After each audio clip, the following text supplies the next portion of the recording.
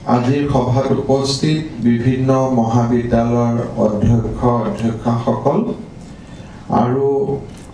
আজি নতুনকৈ নিযুক্তি প্ৰাপ্ত আমাৰ অধ্যাপিকাসকল আৰু উপস্থিত সুধী মণ্ডলী। অসম চৰকাৰে উচ্চ শিক্ষাৰ ক্ষেত্ৰখনক প্ৰসাৰ কৰাৰ বাবে আজি বহু দিনৰ পৰা নিৰন্তৰ প্ৰচেষ্টা চলাই আহিছিলে আৰু সেই প্ৰচেষ্টাৰ অংশ হিচাপে আমি নতুনকৈ মহাবিদ্যালয় স্থাপন আৰু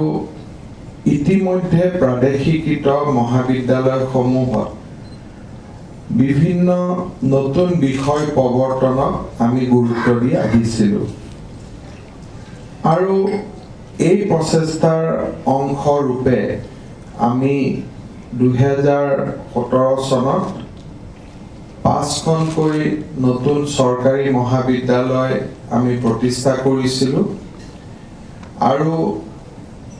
আন কেইবাখনো চৰকাৰী মহাবিদ্যালয় নিৰ্মাণৰ কাম আমি অব্যাহত ৰাখিছোঁ। এই মহাবিদ্যালয়সমূহ আমি নিৰ্মাণ কৰিবলৈ যাওঁতে গড়কাপ্তানি বিভাগক আমি নিৰ্মাণৰ দায়িত্ব দিছিলোঁ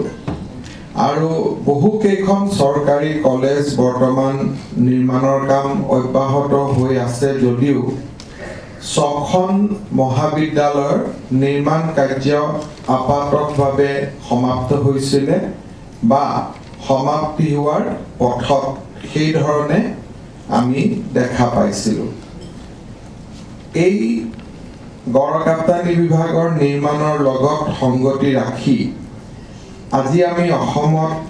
এই শিক্ষাবৰ্ষত 6খন নতুন কলেজ আৰম্ভ কৰিব খুজিছোঁ। কাজিৰঙাত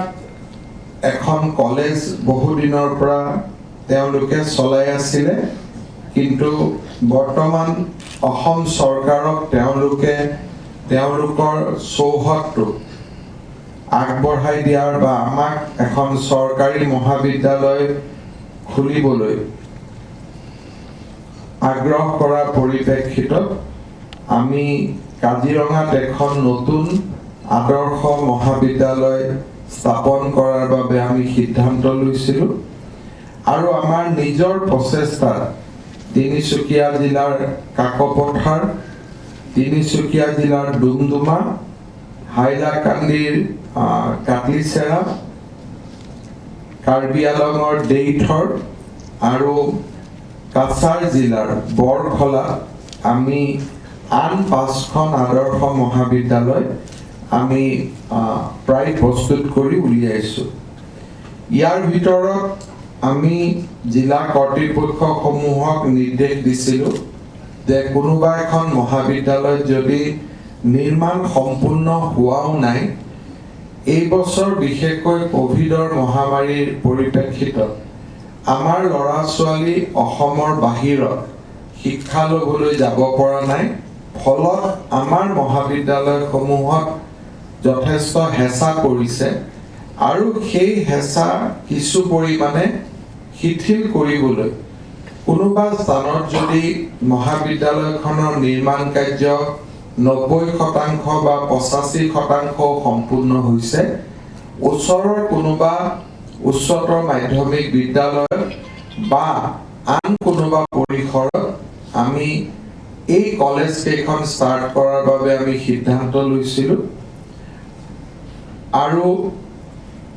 অধ্যাপক অধ্যাপিকা 3য় বৰ্গ 4ৰ্থ বৰ্গ আদি সম্পূৰ্ণ আমি নিযুক্তি কৰিবলৈ সিদ্ধান্ত লৈছিলোঁ। তাৰ পৰিপ্ৰেক্ষিতত আমি এই 6খন মহাবিদ্যালয়ৰে আজি আমি অধ্যাপক অধ্যাপিকাসকল নিযুক্তি দিম আৰু তেওঁলোক ইতিমধ্যে আমি অধ্যক্ষসকলক নিযুক্তি দি থৈছোঁ। আজি অধ্যাপক অধ্যাপিকাসকলে ইয়াৰ পৰা নিযুক্তি পত্ৰ লৈ যোৱাৰ লগে লগে হয় বিদ্যালয়খনৰ মহাবিদ্যালয়খনৰ নিজৰ প্ৰাংগণত বা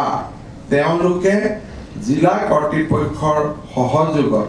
প্ৰস্তুত কৰা আন এক প্ৰাংগণত তেওঁলোকে মহাবিদ্যালয় কেইখন ষ্টাৰ্ট কৰিব, যাতে এই বছৰ